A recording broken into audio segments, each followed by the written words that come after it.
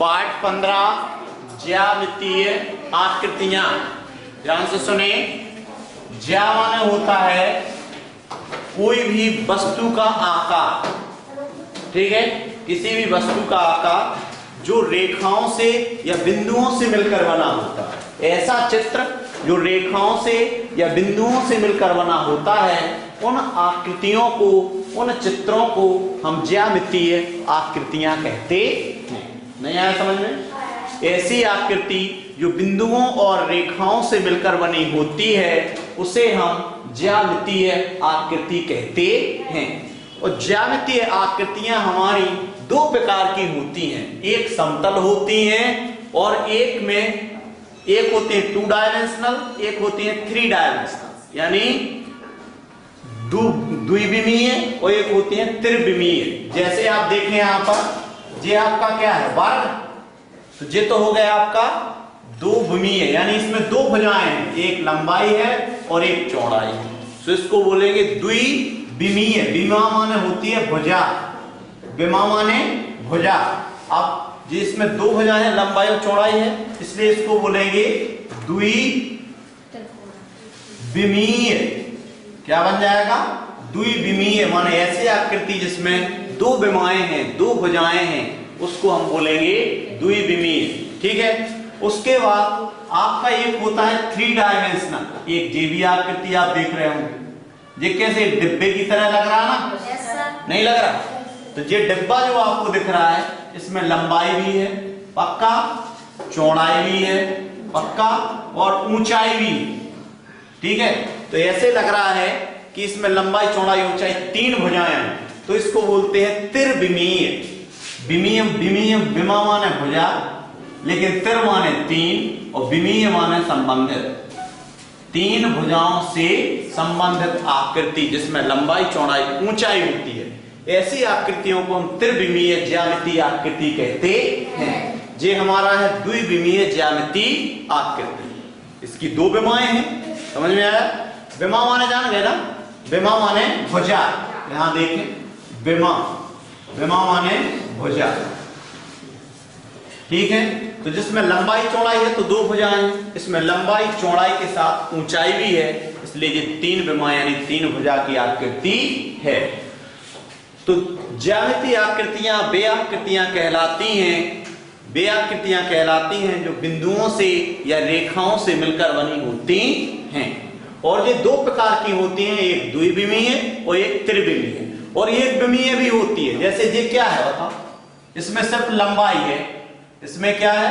लंबाई है, तो ये एक विमीय है। कौन सी विमीय है? एक विमीय। ठीक है। एक विमीय है, ये द्विविमीय है, ये त्रिविमीय है। समझ में आया? उसके बाद अब मैं आपको शुरू करता हूं कहां से, कि ज्यामितीय आकृतियां जब बिंदुओं से मिलकर बनती हैं तो बिंदु से ही शुरू करते हैं। कहां से शुरू करेंगे? बिंदु से।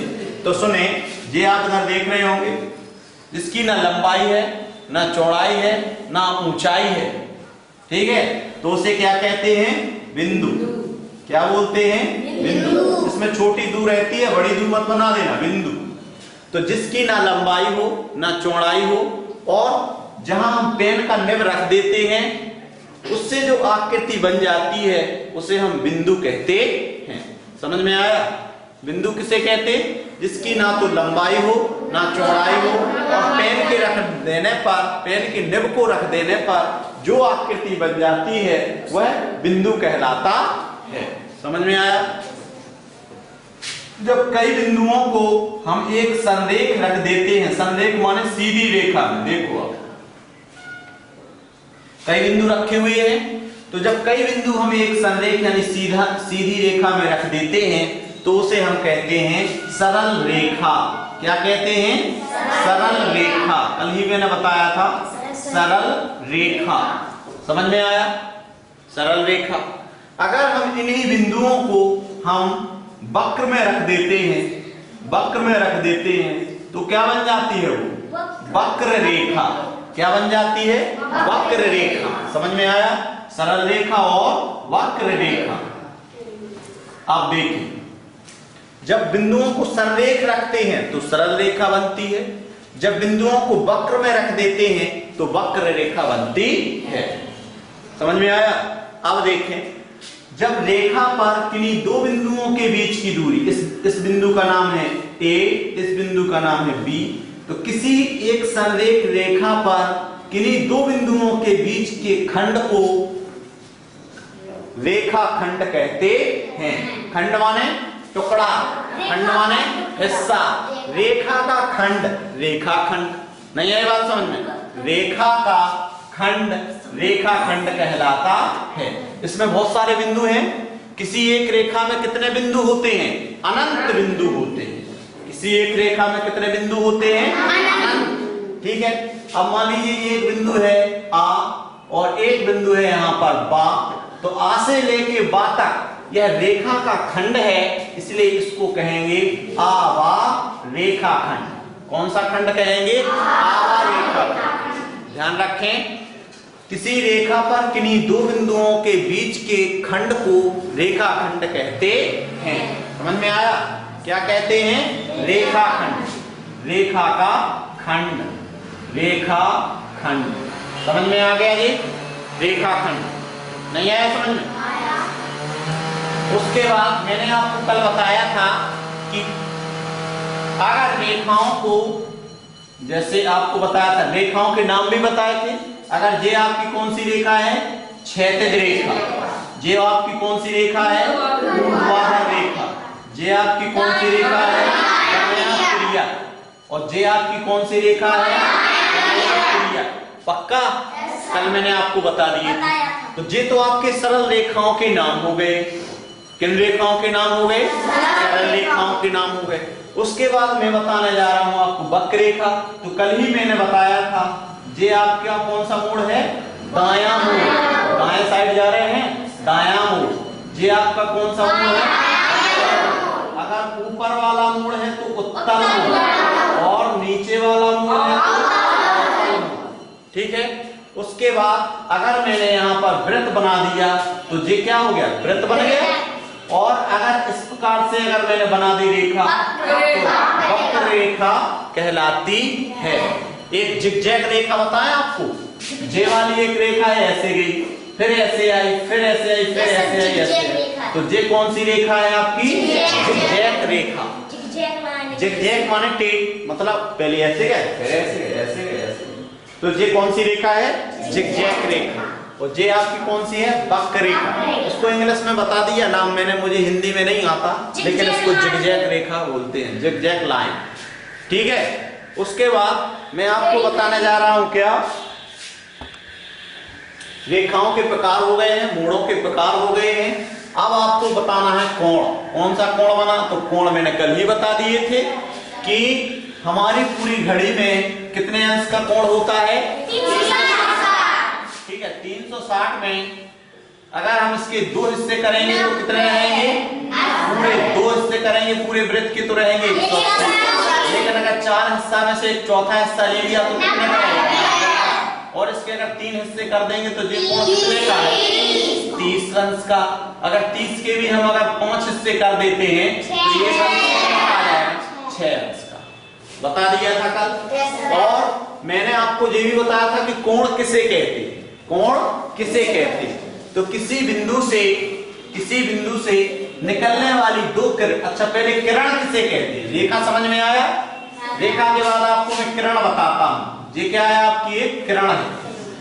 क्या है? किरण। समझ में आया? किसी एक बिंदु से अनंत, एक दिशा में अनंत तक जाने वाली रेखा किरण कहलाती है। नहीं है बात समझ में? किसी एक बिंदु, मान लीजिए ये है बिंदु, इस बिंदु से किसी एक दिशा में अनंत तक जाने वाली रेखा किरण कहलाती है। अब रेखा और किरण में क्या अंतर है? देखिए, रेखा के दोनों सिरे अनंत तक जा रहे हैं। कहां तक जा रहे हैं? अनंत तक जा रहे हैं। लेकिन किरण का एक सिरा तो बिंदु है जहां से निकला था, लेकिन एक सिरा इसका अनंत तक जाता है। किरण का एक सिरा अनंत तक जाता है, लेकिन जहां से किरण निकलती है उसका एक सिरा निश्चित रहता है। लेकिन रेखा के दोनों सिरे अनंत तक जाते हैं। समझ में आया? तो ये किरण हो गई। अब किसी एक बिंदु से विभिन्न दो दिशाओं में निकलने वाली किरणों के बीच में, नहीं आई बात समझ में, किसी एक बिंदु से विभिन्न दो दिशाओं में निकलने वाली दो किरणों के बीच में बनने वाला कोना कोण कहलाता है। नहीं आई बात समझ में, क्या कहलाता है? कोण कहलाता है। किसी एक बिंदु से विभिन्न दो दिशाओं में निकलने वाली किरणों के बीच में बनने वाला कोना कोण कहलाता है। समझ में आया? कोण कहलाता है। अब कोणों के मैंने प्रकार बताए थे। ऐसा कोण जिसका माप 90 अंश हो उसे हम समकोण कहते हैं। कौन सा कोण कहते हैं? समकोण। और ऐसा कोण जिसका माप समकोण से छोटा हो, ऐसा कोण जिसका माप 90 अंश से छोटा हो उसे हम न्यून कोण कहते हैं। कौन सा कोण कहते हैं? ऐसा कोण जिसका माप 90 अंश से ज्यादा हो कोण कहते हैं। अधिक माने ज्यादा होता है ना। इसकी एक और भाषा, ऐसा कोण जो 90 से बड़ा हो और 180 से छोटा हो उसे हम अधिक कोण कहते हैं। ठीक है। एक ऐसा कोण जो सरल रेखा पे बना हो उसे हम क्या कहते हैं? सरल कोण या ऋजु कोण। सरल कोण या ऋजु कोण 180 अंश का होता है। समझ में आया? ऋजु कोण या सरल कोण। तो जी आपको मैंने कोण बता दिए। कोण के बाद आपकी बात आई थी रेखाओं पे चलाते हैं। अभी रेखा पे आइए, थोड़ा दिमाग को रेखा पे ले आइए। ऐसी रेखाएं जो एक दूसरे को कभी प्रतिच्छेद ना करें। एक रेखा ये चलेगी और एक ये चलेगी। बताओ इनको अनंत तक अगर हम भेजेंगे तो क्या एक दूसरे से कट जाएंगी? कटेंगी? नहीं कटेंगी ना। तो ये वे रेखाएं जिनके दोनों, वे दो रेखाएं या अनंत रेखाएं जिन्हें अनंत तक पहुंचाने पर दोनों कभी एक दूसरे को प्रतिच्छेद ना करें। प्रतिच्छेद माने काटे ना। तो उस रेखा को हम समांतर रेखाएं कहते। उन रेखाओं को कौन सी रेखा? समांतर रेखाएं कहते हैं। कौन सी रेखाएं? समांतर रेखाएं। समझ में आया? कौन सी रेखाएं? समांतर रेखाएं। जैसे आपका ये बोर्ड है, ये बोर्ड की निचली वाली हिस्सा और बोर्ड का ये ऊपर वाली पट्टी, ये दोनों पट्टी हम अगर अनंत तक बढ़ाते जाएं, इधर ले जाएं दिल्ली तक और इधर ले जाएं आप मान लीजिए कलकत्ता तक। अगर आप यहां दिल्ली कलकत्ता तक ले जाते हैं तो ये दोनों रेखाएं आपकी प्रतिच्छेद नहीं होंगी, कटेंगी नहीं। तो वे रेखाएं जो आपस में प्रतिच्छेद ना हो या कटे ना, तो उन रेखाओं को हम समांतर रेखाएं कहते हैं। अब समांतर का उल्टा शब्द होता है असमांतर। पैरेलल लाइन बोलते हैं इंग्लिश में। अब समांतर का उल्टा होता है असमांतर। मान लीजिए एक रेखा आप कीजिए गई और एक रेखा दी गई। क्या ये दोनों रेखाएं कभी एक दूसरे को प्रतिच्छेद कर देंगी? नहीं करेंगी? कर देंगी। उसको नहीं समझ में आ रहा। देख, इसको हम अनंत तक बढ़ाते जा रहे हैं और इसको भी हम अनंत तक बढ़ाते जा रहे हैं। यहाँ प्रतिच्छेद नहीं हो गई? हो गई ना प्रतिच्छेद। तो जब ये दोनों रेखाएं हमारी एक दूसरे से कट जाती हैं या प्रतिच्छेद हो जाती हैं तो क्या हो जाता है? तो कौन सी रेखाएं कहलाती हैं? समांतर रेखाएं कहलाती हैं। समझ में आया? कौन सी रेखाएं कहलाती हैं? असमांतर। समांतर का उल्टा असमांतर। अब देखो समांतर शब्द को तोड़ के देखिए। सम माने बराबर, अंतर माने दूरी। दोनों के बीच में कहीं भी दूरी देखो बराबर रहेगी। समांतर। यहां पर दूरी देख रहे हैं तो 2 सेंटीमीटर, यहां भी देख रहे हैं दोनों के बीच में दूरी 2 सेंटीमीटर, यहां देख रहे हैं तो 2 सेंटीमीटर। यानी दोनों रेखाओं के बीच में दूरी समान है, इसलिए इस रेखाओं को हम समांतर रेखाएं कहते हैं। समझ में आ गया? लेकिन दो रेखाएं जो एक दूसरे को अनंत तक बढ़ाने पर प्रतिच्छेद कर जाती हैं वे असमांतर रेखाएं कहलाती हैं। क्योंकि असमान माने जिसमें कोई समान ना हो, अंतर माने दूरी। ऐसी रेखाएं जिनमें दोनों के बीच में दूरी समान ना हो उसे हम असमांतर रेखा कहते हैं। नहीं आया समझ में? ऐसी रेखाएं जिनके दोनों के बीच की दूरी समान ना हो उसे असमांतर रेखा कहते हैं। तो सुने, देखो यहां की दूरी आप नाप के देखो 5 सेंटीमीटर, यहां नाप के देखो 3, यहां पर नाप के देखो 2, यहां पर 1, यहां पर 0। तो ये क्या इन दोनों के बीच की दूरी बराबर है क्या? नहीं है। इसलिए ये रेखाएं कैसी कहलाती हैं? असमांतर। बनती हैं। समझ में आया? तो पहले हमने समांतर रेखा पढ़ लिया, अब असमांतर रेखा पढ़ लिया। उसके बाद अब हम आपको कोण के आधार पर त्रिभुजों का प्रकार कल पढ़ा चुके थे। त्रिभुज क्या कहलाता है? किन्हीं तीन असंरेख बिंदु, देखो संरेख मैंने यहां बताया था, ऐसे बिंदु जो एक सीध में रखे गए हों वे संरेख कहलाते हैं। लेकिन ये तीनों बिंदु क्या एक सीध में रखे हैं? नहीं। तो तीनों बिंदु जो असंरेख रखे गए हों और उनको मिलाने पर जो बंद आकृति मिलती है वह त्रिभुज कहलाती है। त्रिभुज को मैंने बताया था कि एक समकोण त्रिभुज, ऐसा त्रिभुज जिसमें एक कोण 90 अंश का हो, वो कौन सा त्रिभुज? समकोण त्रिभुज। एक ऐसा त्रिभुज जिसका एक कोण, तीनों कोण 90 से छोटे हों, क्या कहलाएगा? न्यून कोण त्रिभुज। ये समकोण त्रिभुज, ये न्यून कोण। ऐसा त्रिभुज जिसका एक कोण 90 से बड़ा हो तो वो कहलाएगा कौन सा त्रिभुज? पक्का? त्रिभुज में तीन शीर्ष होते हैं, तीन भुजाएं होती हैं, तीन कोण होते हैं। उसके बाद मैंने आपको बताया था भुजा के आधार पर त्रिभुजों के प्रकार। जिसकी तीनों भुजाएं बराबर हों तो समबाहु त्रिभुज कहते हैं। तीनों भुजाएं अगर बराबर हैं तो कौन सा कहेंगे? समबाहु। समबाहु त्रिभुज। ऐसा त्रिभुज जिसकी कोई दो भुजाएं बराबर हों, सिर्फ कितनी? दो। कितनी भुजाएं? दो भुजाएं बराबर हों तो उस त्रिभुज को कौन सा बोलेंगे? समद्विबाहु। कौन सा त्रिभुज बोलेंगे? समद्विबाहु।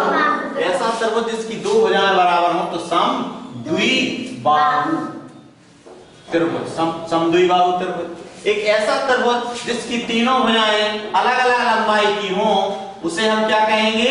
विषमबाहु त्रिभुज। कौन सा त्रिभुज? विषमबाहु त्रिभुज। तो आप देखो इस भुजा से लंबी ये भुजा है और इस भुजा से ये लंबी भुजा है, तो तीनों भुजाएं इसकी अलग अलग माप की हैं, इसलिए इस त्रिभुज को विषमबाहु त्रिभुज कहते हैं। कल बता दिया था। उसके बाद आज हम फिर से आपको वर्ग के बारे में और आयत के बारे में बताते हैं। ऐसी आकृति जिसके चारों भुजाएं बराबर हों और प्रत्येक कोण 90 अंश का हो उसे हम वर्ग कहते हैं। क्या कहते हैं? वर्ग कहते हैं। और ऐसी आकृति जिसके आमने सामने की भुजाएं बराबर हों और प्रत्येक कोण 90 अंश का हो उसे हम आयत कहते हैं। क्या कहते हैं? आयत। इतना आपको कल बताया था। अब आप प्रश्नावली उठा लीजिए। वृत्त देखो थोड़ी, वृत्त के बारे में चर्चा। जब आप जानते हैं कि किसी एक निश्चित बिंदु से, ये आपका बिंदु निश्चित है, इस बिंदु से अगर हम चारों तरफ एक वक्रबंध आकृति बनाते हैं तो उसे वृत्त कहते हैं। नहीं है बात समझ में? किसी एक बिंदु से समान दूरी पर चारों ओर जो वक्र रेखा और बंध है वह वृत्त कहलाती है। क्या कहलाता है? वृत्त। क्या कहलाता है? वृत्त। उसके बाद देखिए यहां पर, जैसे जे है आपका वृत्त, यहां पर हो गया जो केंद्र का बिंदु। केंद्र माने बीच, केंद्र माने बीच, तो ये केंद्र बिंदु है, इस बिंदु को क्या कहेंगे? केंद्र। उसके बाद केंद्र से जो वक्रबंध आकृति है इसको बोलते हैं परिधि। क्या बोलते हैं? परिधि। और केंद्र से परिधि तक की दूरी को बोलते हैं त्रिज्या। क्या बोलते हैं? त्रिज्या। और एक ऐसी आकृति जो वृत्त के दो खंड कर दे उसको बोलते हैं जीवा। क्या बोलते हैं? जीवा। और एक ऐसी आकृति जो वृत्त के केंद्र से गुजरे, केंद्र से गुजर रही ना जी, एक ऐसी आकृति जो वृत्त के केंद्र से गुजरे और वृत्त को दो बराबर भागों में बांटे या वृत्त की सबसे बड़ी जीवा हो उसे हम क्या कहते हैं? व्यास। क्या बोलते हैं? व्यास। समझ में आया? नहीं आया? बिल्कुल नहीं आया। तो ये भी आपको बताना जरूरी था। ऐसी रेखा जो वृत्त की परिधि को स्पर्श करती हुई निकल जाए उसे स्पर्श रेखा कहते हैं। स्पर्श माने छूती हुई निकल जाए, उसे कौन सी रेखा कहते हैं? स्पर्श रेखा। समझ में आया? ऐसी रेखा जो वृत्त को छेद करती हुई निकल जाए उसे हम छेदक रेखा कहते हैं। भाई जैसा नाम है वैसे काम है। ऐसी रेखा जो वृत्त को छेद करती हुई निकल जाए उसे छेदक रेखा कहते हैं। ऐसी रेखा जो वृत्त को स्पर्श करती हुई निकल जाए स्पर्श रेखा कहलाती है। और वृत्त के दो बराबर हिस्से करने वाली सबसे बड़ी जीवा व्यास कहलाती है।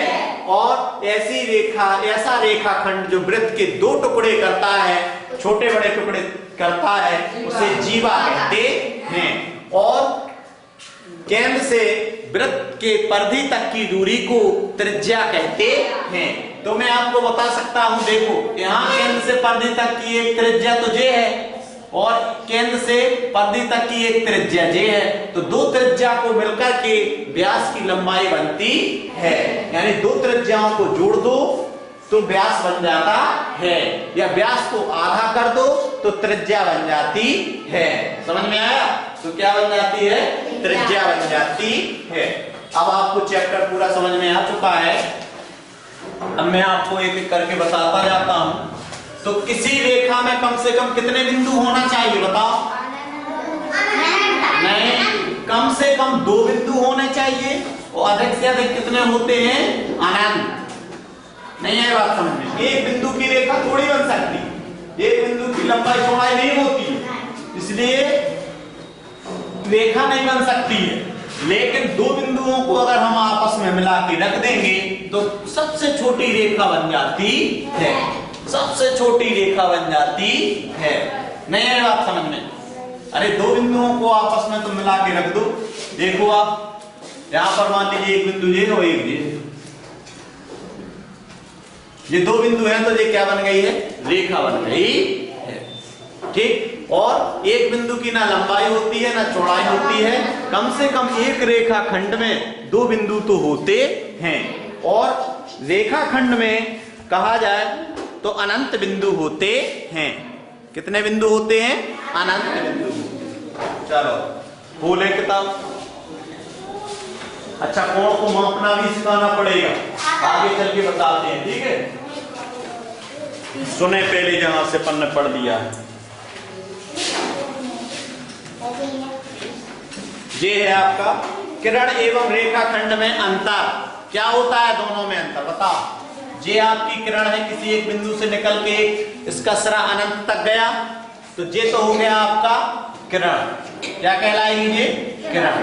लेकिन अगर किरण में भी रेखाखंड हो सकता है और रेखा में भी रेखाखंड हो सकता है, तो ये आपका क्या है? रेखाखंड है। रेखा का खंड, रेखाखंड। तो इन दोनों में अंतर क्या है? रेखाखंड के दोनों सिरे निश्चित होते हैं। सिरे माने जानते हो? छोड़। सिरा माने छोड़। तो रेखाखंड के दोनों छोड़ या दोनों सिरे निश्चित रहते हैं। लेकिन किरण का एक सिरा निश्चित रहता है और दूसरा सिरा अनंत तक जाता है। यही अंतर है। ठीक है, रेखाखंड की लंबाई निश्चित होती है लेकिन किरण की लंबाई निश्चित नहीं होती है। और रेखा की लंबाई अनिश्चित होती है, दोनों सिरे अनंत तक जाते हैं। ये अंतर हो गया। 2 किरणों के बीच बनने वाले कोण की समझ। नहीं है बात समझ? किसी एक बिंदु से 2 किरणें निकली हैं और उन किरणों के बीच में जो कोना बन रहा है वही कोण कहलाता है। स्केल एवं चांदे की सहायता से विभिन्न कोणों को मापना एवं बनाना। स्केल से भी आप लोग क्या कर सकते हैं? चांदा जो है आपका इस प्रकार का होता है, अर्धवृत्त नहीं होता चांदा, इसमें 180 अंश कोण नहीं होंगे। और अगर बीच से यहाँ पर कितना होगा? 90।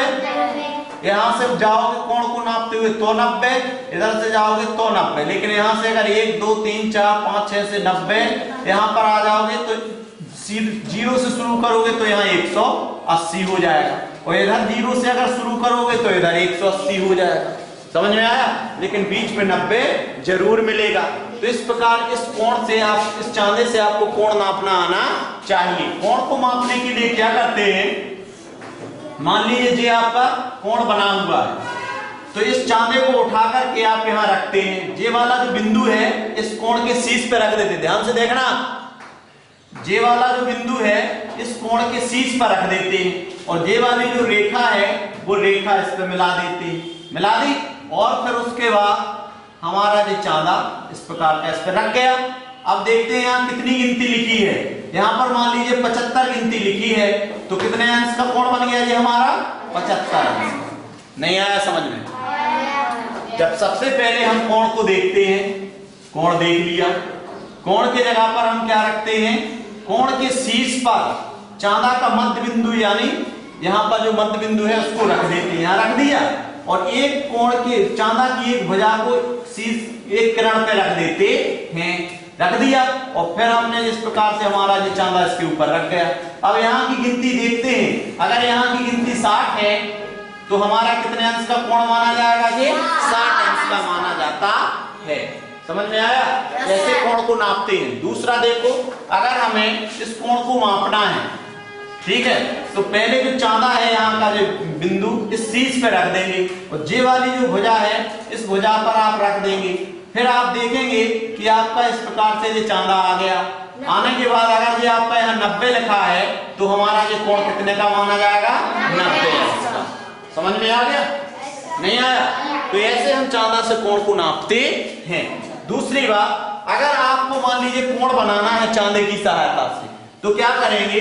सबसे पहले आपने चांदा ले लिया, चांदा ले लिया, चांदा क्यों कहते हैं? चांद की तरह है ना, इसलिए। अब मान लीजिए यहाँ आपको 60 अंश का कोण बनाना है। कितने अंश का बनाना है? 60 अंश का। तो यहाँ पर एक बिंदु आप रख देंगे, इसके सामने एक बिंदु रख देंगे, यहाँ पर जो लगा है यहाँ बीच में वहां भी एक बिंदु रख देंगे, और जहां पर आपका 60 अंश बन, यहां से देखो 60 अगर यहाँ लिखा हुआ है, जैसे 10, 20, 30, 40, 50, 60 आ गया। 60 यहाँ लिखा हुआ है तो एक बिंदु यहाँ रख दीजिए।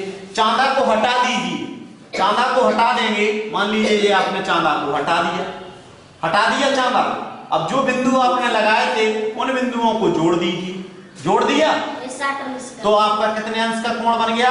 60 अंश का। नहीं आया समझ में? बिल्कुल नहीं आ रहा क्या? तो कोण को बनाना और कोण को नापना आप लोगों को आना चाहिए।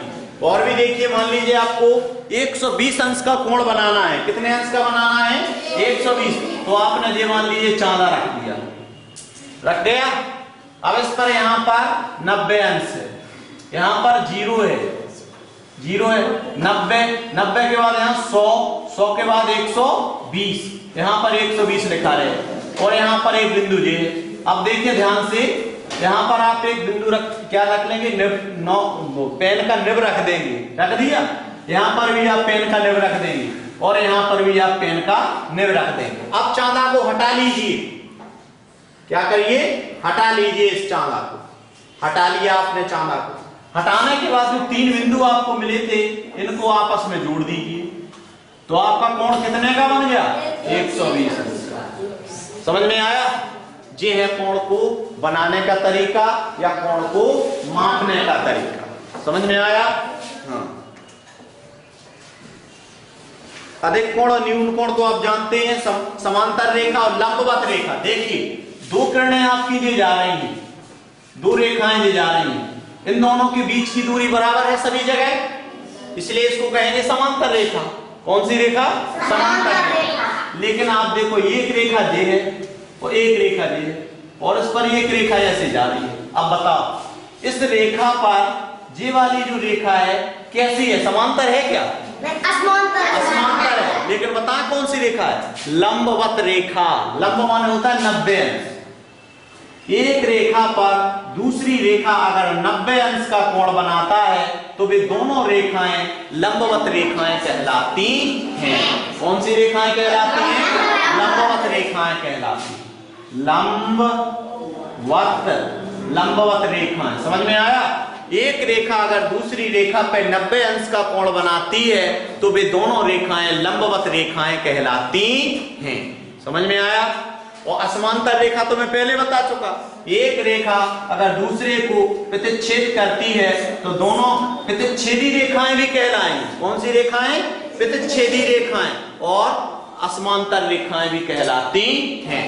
लेकिन जब कोई भी 2 रेखाएं हो वो सिर्फ एक बिंदु पर प्रतिच्छेद करती हैं। किस बिंदु पर प्रतिच्छेद करती हैं? प्रतिच्छेद माने कटना, एक दूसरे को सिर्फ एक बिंदु पर कटती हैं।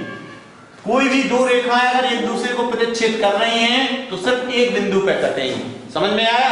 कोई भी रेखाएं अगर आप देख लो कहां कट रही हैं? एक बिंदु पर कटती हैं। समझ में आया? क्या आप बता सकते हैं कि जैसे एक रेखा दी और इसी के ऊपर एक रेखा और है, इसी के ऊपर एक रेखा और है,